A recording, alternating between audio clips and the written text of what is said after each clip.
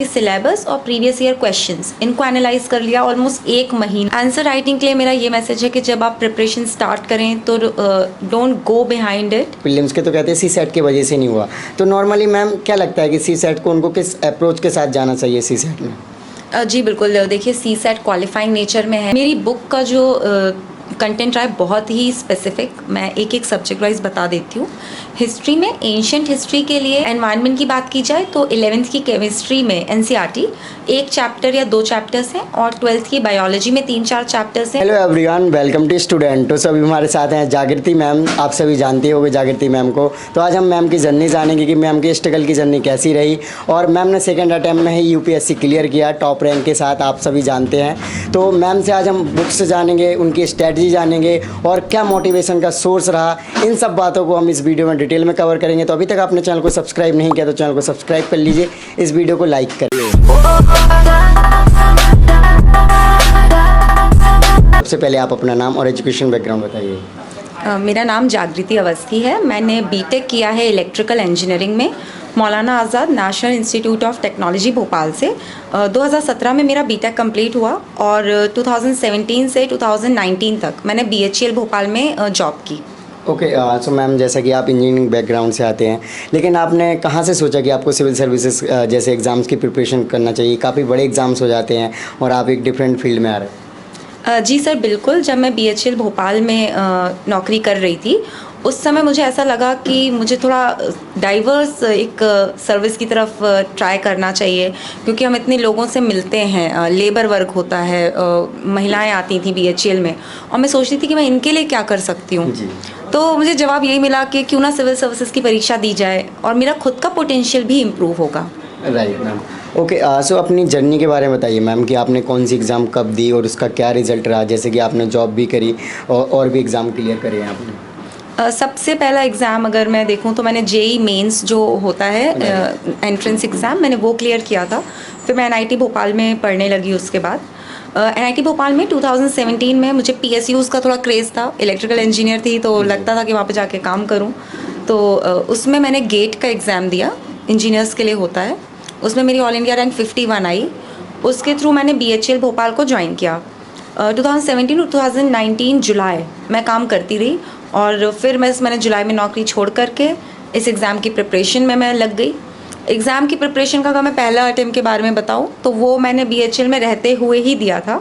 जनवरी 2019 से मैंने पढ़ाई स्टार्ट कर दी थी इस एग्ज़ाम के लिए, पर जॉब में टाइम नहीं मिलता था तो पहला मेरा प्रीलिम्स क्लियर नहीं हुआ। Right ma'am. सो जब आपने प्रिपरेशन करना स्टार्ट किया तो नॉर्मली रिसोर्सेज को लेकर काफ़ी कन्फ्यूज़न रहता है, या फिर कोचिंग ज्वाइन करें ना करें, तो मैम आपने उस टाइम पे कैसे किया, कैसे रिसोर्सेज को कलेक्ट करना स्टार्ट किया या फिर कहाँ से पढ़ना स्टार्ट किया? जब स्टार्ट किया था तो मैं तो जॉब में थी, तो कोचिंग वगैरह का तो सवाल ही नहीं था, ना टाइम था, और इनफैक्ट उस समय ऑनलाइन भी इतने प्लेटफॉर्म्स अवेलेबल नहीं होते थे। तो मैंने सेल्फ ही स्टार्ट किया। यूट्यूब पे जो रिसोर्सेज रहते हैं उनका यूज़ तो मैं कर लेती थी। फर्स्ट अटेम्प्ट जब मैंने दिया तो मेरे अंदर काफ़ी सारा कन्फ्यूजन था जो रिज़ल्ट में भी दिखा। जब मैंने ये सेकंड अटेम्प्ट की तैयारी शुरू की, मैंने सबसे पहले अपने कन्फ्यूजन्स पर ही काम किया। मैंने 1 महीने बैठ करके सिलेबस और जो प्रीवियस ईयर क्वेश्चंस हैं उनको एनालाइज़ किया कि आखिर क्या पूछते हैं, कहाँ से पूछते हैं। उससे अपनी स्ट्रैटेजी बनाई और बुक लिस्ट मैंने तभी फिर फाइनलाइज़ की और रिवाइज़ भी की। Right ma'am. सो आपने अभी कन्फ्यूज़न की बात की, तो नॉर्मली स्टूडेंट्स क्या कन्फ्यूज़न करते हैं जो आपने की हैं, उन पॉइंट्स के बारे में बताइए मैम। एक तो ये होता है कि चीज़ें कैसे पढ़ें, करंट अफेयर्स का क्या करें, बुक्स कौन सी पढ़नी है, कितने बार पढ़नी है, बुक्स में भी क्या पढ़ना है, किसको कैसे रिवाइज़ करना है। तो ये सब कन्फ्यूजन थी और ये रहती है ऑलमोस्ट हर एस्पिरेंट को। इसको क्लियर किया, जैसे मैंने कहा कि सिलेबस और प्रीवियस ईयर क्वेश्चंस इनको एनालाइज कर लिया। ऑलमोस्ट एक महीना मैंने जुलाई में छोड़ा था और पूरा जुलाई मैंने बस यही किया है। उससे मेरा एक कन्फ्यूजन क्लियर हुआ। बुक लिस्ट के लिए मैं प्रीवियस ईयर के जो टॉपर्स थे उनका वीडियो देख लेती थी कि उन्होंने कौन कौन सी किताबें रखी हैं, और फिर अपने कन्वीनियंस के हिसाब से उन किताबों में मैंने डिसाइड किया कि मुझे ये पढ़नी है, फिर ये नहीं पढ़नी। ओके, सो मैम अपनी प्रीलिम्स की स्ट्रेटजी के बारे में बताइए कि आपने प्रीलिम्स के लिए कैसे तैयारी की? मैंने प्रीलिम्स के लिए ऐसा शुरू से अलग नहीं तैयारी की थी। मैं शुरू से प्री और मेंस दोनों को मिला करके चलती थी। लास्ट के 3 महीने जब रह गए थे, अक्टूबर में परीक्षा थी और जुलाई से मैंने सिर्फ प्रीलिम्स पे अपना पूरा फोकस डाल दिया। और प्रीलिम्स में ये होता है कि मेन तो सब्जेक्ट पढ़ चुके हैं, रिवीजन कर रहे हैं, तो फैक्ट्स बार बार रिवाइज कर लीजिए और मॉक टेस्ट दीजिए। मॉक टेस्ट फुल लेंथ मैंने बहुत सारे लगाए थे, मुझे लगता है मैं 3 महीने लगातार हर दूसरे तीसरे दिन एक मॉक टेस्ट देती रहती थी। तो और मॉक टेस्ट का एनालिसिस बहुत इंपॉर्टेंट है कि आप ये देखें कि कौन सा टॉपिक वीक है, कहाँ गेस वर्क काम नहीं कर पाता। उस तरह की जब आप एनालिसिस कर लेंगे तो आपको बहुत प्रीलिम्स में हेल्प मिलेगी। Okay, so ma'am answer writing वगैरह के लिए क्या करते हैं? आंसर राइटिंग के लिए मेरा ये मैसेज है कि जब आप प्रिपरेशन स्टार्ट करें तो don't go behind it. Daily answer writing की प्रैक्टिस उतनी फ्रूटफुल नहीं होगी। आप जब स्टार्ट कर रहे हैं तो प्रीवियस ईयर के जो मेंस के क्वेश्चंस हैं उनको लिखिए। महीने भर में सिर्फ चाहे आप 10 क्वेश्चंस क्यों ना लिखें, और समझ लीजिए कि कीवर्ड क्या है, discuss, analyse, critically analyse, examine, कि क्या पूछा गया है, उसके हिसाब से अपना क्वेश्चन लिखिए।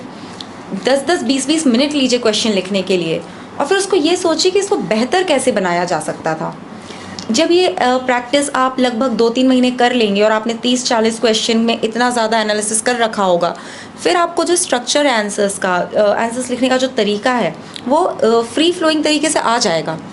जब मेरा प्री का फिर रिज़ल्ट आ गया, उसके बाद मैंने मेंस की टेस्ट सीरीज़ ली और उसमें फिर आप प्रॉपर प्रैक्टिस करते हैं। आयस बाबा की TLP एक सीरीज़ होती है, वो भी लिखी थी। तो ये मेरी स्ट्रैटेजी रही।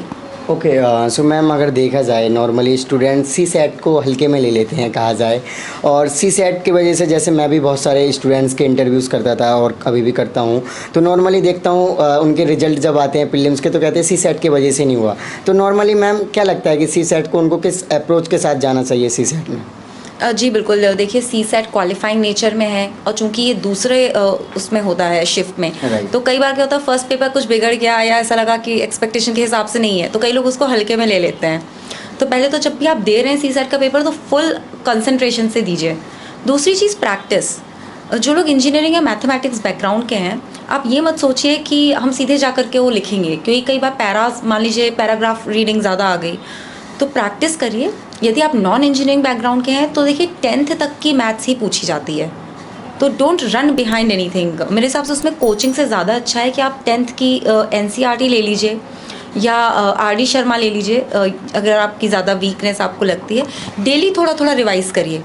बहुत जेनेरिक क्वेश्चंस हैं, आपको यूट्यूब पे लेक्चर्स भी मिल जाएंगे इस चीज़ के।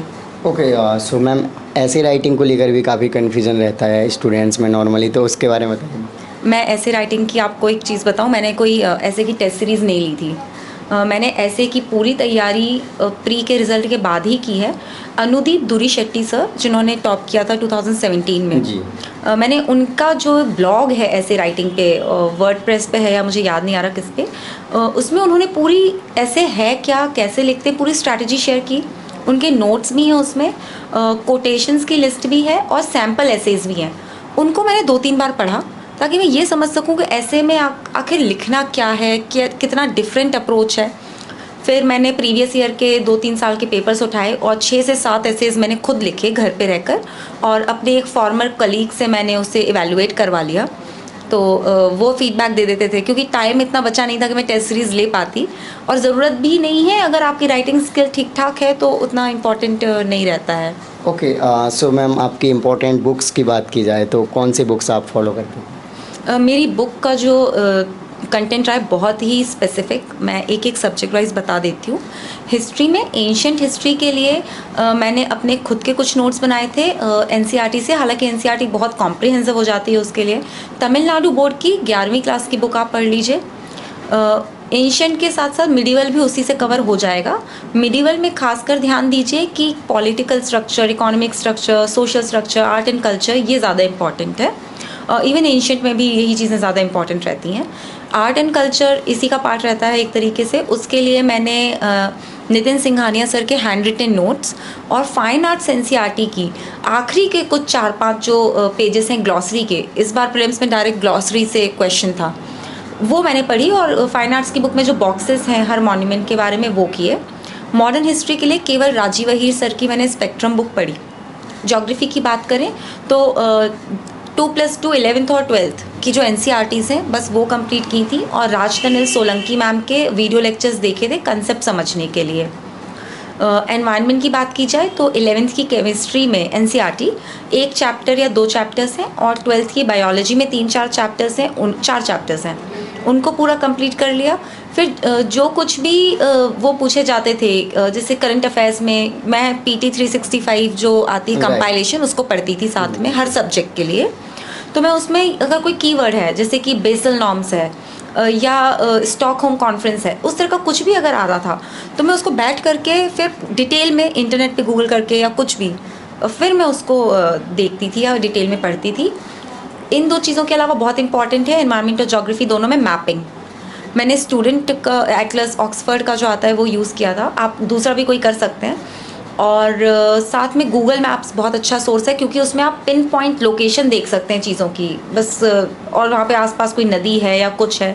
एनसीईआरटी में जितने भी लोकेशंस आपको पढ़ें आप उसको ज़रूर एक मैप बना लीजिए।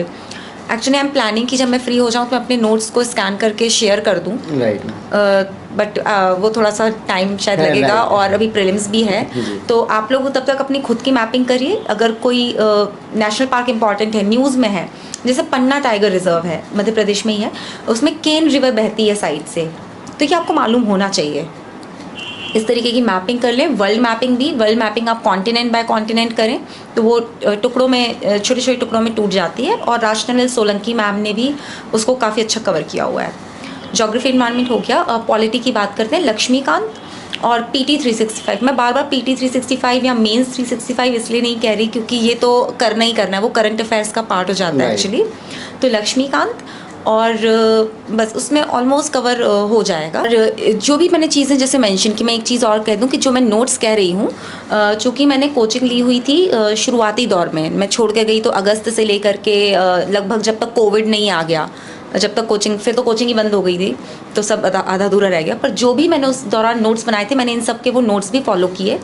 मगर मैं अपने एक्सपीरियंस से बता रही हूँ कि नोट्स में ऐसा कुछ नहीं है जो NCERTs में या ये जो मैंने आपको बुक्स बताई हैं उनमें ना हो, तो उसके पीछे मत भागिए। कंटेंट सेम रहता है, टीचर भी आखिर बुक से ही पढ़ाता है। बट मैंने कहा कि क्लैरिफाई तो कर देना चाहिए।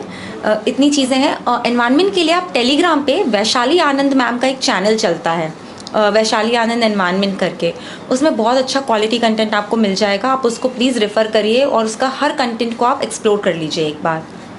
साइंस एंड टेक की यदि बात की जाए तो करंट अफेयर्स से हो जाता है। करंट अफेयर्स को थोड़ा सा डिटेल में, जैसे इसरो का कोई मिशन है, चंद्रयान है, तो आउटर स्पेस मिशंस क्या होते हैं, लैंडर मिशंस क्या हैं, ऑर्बिटर मिशंस क्या हैं, मतलब एक बेसिक बैकग्राउंड तैयार कर लीजिए। अगर आपको लगता है कि थोड़ा ज़्यादा ही वीक हो जाता है तो RS TV का, राज्यसभा TV का साइंस मॉनिटर देख लीजिए। इसके अलावा सब्जेक्ट्स में इकोनॉमिक्स, मैंने मृणाल सर का इकोनॉमिक्स का पूरा PDF और 11th क्लास की NCERT इंडियन इकोनॉमिक डेवलपमेंट, और इंटरनेशनल रिलेशंस के लिए मेंस 365 के लास्ट 2 इयर्स। सोसाइटी में क्योंकि सोशियोलॉजी मेरा ऑप्शनल था तो कुछ खास प्रिपरेशन नहीं की। ये बुक लिस्ट थी। ओके, सो मैम जैसे कि अभी आपने बताया सोशोलॉजी ऑप्शनल के बारे में, तो कहीं ना कहीं ऑप्शनल का महत्वपूर्ण या इम्पोर्टेंट रोल होता है फाइनल लिस्ट में या फिर टॉप रैंक में एटलीस्ट देखा जाए तो मैम उसके बारे में बताइए आप कि सोशोलॉजी के लिए आपने कैसे प्रिपरेशन की। सोशियोलॉजी ऑप्शनल बहुत ही जेनरिक और रिवॉर्डिंग ऑप्शनल है क्योंकि उसका GS से ओवरलैप है। इस बार तो ऐसे में सोशल इश्यूज़ पे ही डायरेक्ट टॉपिक आया था। उसकी प्रिपरेशन के लिए मैंने कुछ बेसिक मटेरियल रेफ़र किया। नितिन सांगवान सर की बुक आती है एसेंशियल्स ऑफ सोशियोलॉजी, वो मेरा बेस मटेरियल था।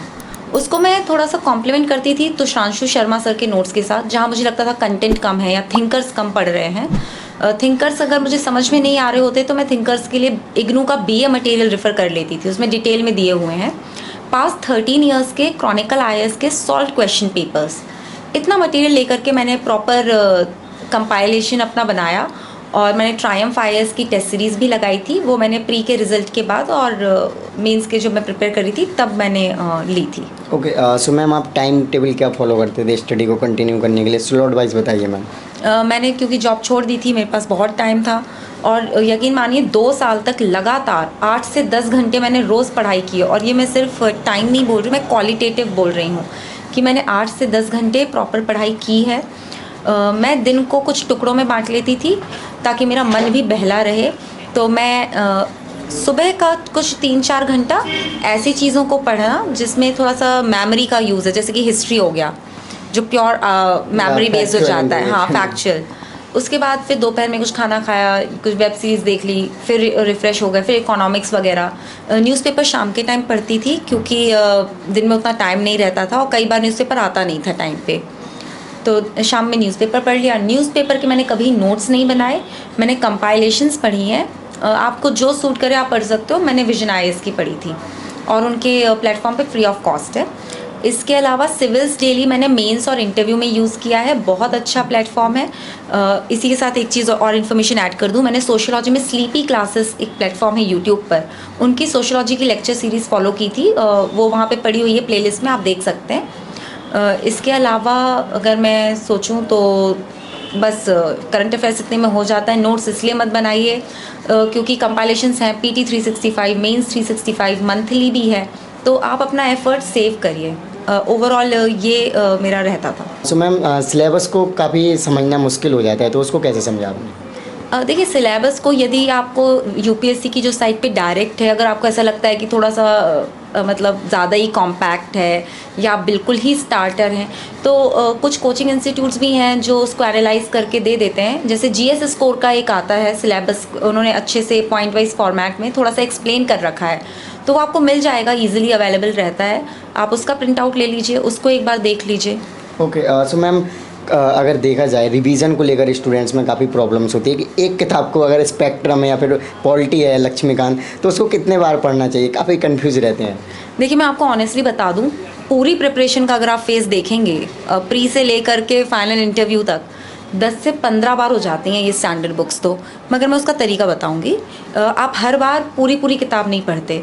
जब आप पहली बार पढ़ेंगे तो बस एक फील लेने के लिए पढ़िए कि आखिर ये किताब किस बारे में है। जब आपने एक बार उसका एक ब्रॉड आइडिया ले लिया, दूसरी बार पेंसिल ले करके पढ़िए, तीसरी बार पेंसिल से अंडरलाइन कर लीजिए, तीसरी बार में पेन से हाईलाइट करिए। जब आप चौथी बार पढ़ेंगे तो बस उनको हाईलाइट कर लीजिए एक हाईलाइटर से ही, जो पॉइंट्स आप भूल रहे हैं। आपको कैसे पता होगा कि क्या इंपॉर्टेंट है? क्योंकि आप प्रीवियस ईयर क्वेश्चंस को एनालाइज करेंगे, प्री के भी और मेंस के भी, तो पिन पॉइंट कर सकते हैं। और जब आप 5वीं बार रिवीजन करेंगे तो सिर्फ हाईलाइटेड पोर्शन को रिवाइज करना है, उसमें भी आप स्टार मार्क लगा लीजिए, कुछ टिक मार्क लगा लीजिए। फिर जब आप मतलब सक्सेसिव रिविजन्स छोटे होते जाते हैं। राइट, एग्जैक्टली अगर देखा जाए तो मैम अगर पूरी किताब कहें तो 2 ही बार पढ़नी होगी अगर सही तरीके से देखा जाए, क्योंकि कुछ पॉइंट्स फिर कुछ पॉइंट्स ऐसे करके। Okay ma'am, so students normally क्या होते हैं मैम, स्टडी करते हुए डिमोटिवेट हो जाते हैं, सिलेक्शन देखते हैं हो गया, और मैम आजकल तो ये भी देख रहा हूँ मैं अपने कमेंट सेक्शन में कि सारे इंजीनियर ही सिलेक्ट हो रहे हैं, तो मैम इसके बारे में बताइए थोड़ा। मुझे लगता है इंजीनियर्स के सिलेक्शन का ये है कि आजकल हर इतना, क्योंकि डिजिटल एम्पावरमेंट है कि सभी लोग सभी ऑप्शंस को एक्सप्लोर कर रहे हैं, और इंजीनियर्स तो मेजॉरिटी भी हैं स्टूडेंट कम्युनिटी में, काफ़ी हमारी पॉपुलैरिटी रहती है। 50% से 60% हो सकता है इंजीनियर्स हों जो इस एग्ज़ाम में अपीयर ही होते हैं।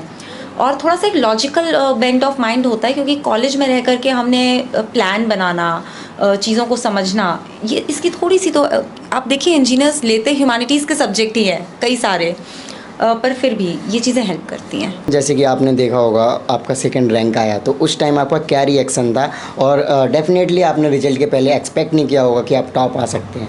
रिज़ल्ट आने के लगभग 10 मिनट पहले तक, क्योंकि ऐसा लग रहा था कि आज आ जाएगा, आज आ जाएगा, और टेलीग्राम पे कुछ चैनल्स पे लोग फोटोज़ जा रहे थे यूपीएससी के, बोर्ड अब खुल रहा है, बोर्ड पे लग रहा है, तो डर लग रहा था काफ़ी। पर मैं पढ़ रही थी प्रीलिम्स के लिए, क्योंकि प्रीलिम्स में अब टाइम नहीं है।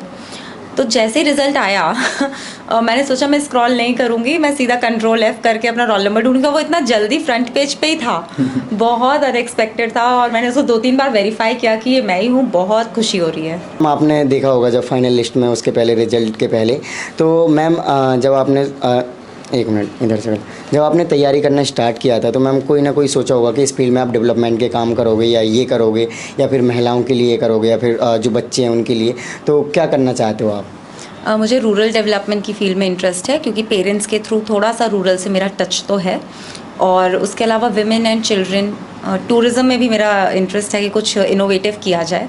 तो ये मेरी पसंद की फील्ड्स रहेंगी। हालांकि जो भी फील्ड मिलेगी उसमें मैं अपना 100% देने की कोशिश करूँगी। ओके, सो मैम आपकी नॉर्मली हॉबीज़ क्या रही हैं स्टडी टाइम पे? मेरी हॉबीज़ एक्चुअली स्टडी के टाइम पे ना इतना एक्स्ट्रावेगेंट हॉबीज़ मेंटेन करने का टाइम नहीं होता है, तो वेब सीरीज़ कभी देख लेती थी। और वैसे मुझे इवेंट्स ऑर्गेनाइज़ करना पसंद है, मुझे हेल्थ कुकिंग करना पसंद है, फोक म्यूज़िक सुनना पसंद है। ओके, सो आपका कहने का मतलब है आप स्टडी के साथ साथ काफ़ी एक्स्ट्रा करिकुलम एक्टिविटीज़ में शामिल रहते थे? काफ़ी ज़्यादा तो नहीं, मेन तो स्टडीज़ ही रहती थी, ये तो पेरीफेरल था, कभी टाइम मिल गया थोड़ा बीच में मन बहलाने के लिए तब कर लेती थी। ओके, सो मैम अगर आपके अकॉर्डिंग देखा जाए तो क्या एक्स्ट्रा एक्टिविटीज़ में रहना, शामिल होना अच्छा रहेगा यूपीएससी एस्पिरेंट के लिए? चूँकि 2 साल ले लेता है ये एग्ज़ाम, मतलब 1 साल की प्रिपरेशन फिर 1 साल का एग्ज़ाम की प्रक्रिया, तो आपको अपना मेंटल बैलेंस बनाए रखना बहुत ज़रूरी है। आप एक दिन पढ़ सकते हैं कि आप सिर्फ पढ़ते रहें, मगर वो फिर रूटीन में नहीं पॉसिबल होता। थोड़ा बहुत एक्स्ट्रा करिकुलर एक्टिविटीज़ करते रहिए। मैं कुछ वेब सीरीज़ वगैरह देखती थी, तो जैसे फ्रेंड्स देख लेती थी, दी ऑफिस देख लेती थी, तो थोड़ा सा एक वो बना रहता था कि हाँ ठीक है, लाइट रहता है माहौल। तो बिल्कुल बैलेंस बना करके चलिए। बस ये देखिए कि आप कहीं अपना टाइम ऐसा ना कर दें कि पढ़ाई हॉबी ना बन के रह जाए। ओके, सो मैम लास्ट में जो नए स्टूडेंट्स हैं जो तैयारी करना चाहते हैं तो उनके लिए आपका क्या मैसेज रहेगा? जब भी आप तैयारी शुरू करें एक क्लैरिटी के साथ करें, सारे कन्फ्यूजन्स को दूर कर दीजिए, ताकि एक बार जब आप स्टार्ट कर दें पढ़ाई तो कहीं भी आपको रुकना ना पड़े, कुछ सोचना ना पड़े, ये बहुत ज़रूरी है। तो जो भी मैंने कहा कि सिलेबस देख लेना, प्रीवियस ईयर क्वेश्चंस देख लेना, बुक लिस्ट फाइनलाइज कर लेना, तो ये सब चीज़ें पहले कर लीजिए, उसके बाद ही स्टार्ट करिए। 1 साल तक आप डेली मेहनत करिए, 8 से 10 घंटा। सुनने में लगता है कि 10, अरे 12, 14, नहीं, आप 8 से 10 से शुरुआत करिए, पर डेली पढ़ते रहिए और डेफिनेटली आपका हो जाएगा। Okay, so thank you so much ma'am for your lovely message. So I hope guys आप मैम की जर्नी से इंस्पायर हुए, मोटिवेट हुए। तो अभी तक आपने चैनल को सब्सक्राइब नहीं किया तो चैनल को सब्सक्राइब कर लीजिए।